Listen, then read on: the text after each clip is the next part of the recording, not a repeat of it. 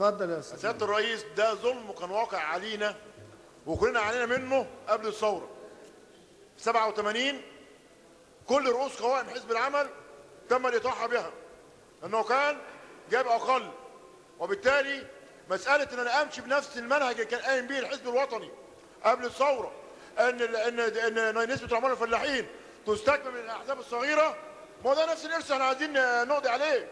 وبالتالي اذا كنا رؤوس القوائم من الاحزاب الصغيره دايما بيكونوا من الفئات، وما يقوليش بقى ان احنا وسعنا تفسير العامل والفلاح. احنا عايزين استكمال قائمه العمال والفلاحين في هذه المرحله الانتقاليه تكون من الحزب الحاصل على اكبر مقاعد في الدائره وليس من الحزب الاقل.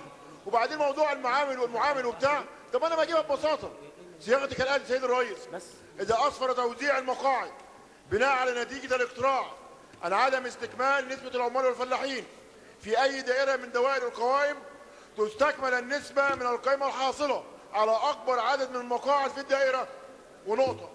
شكرا يا فندم.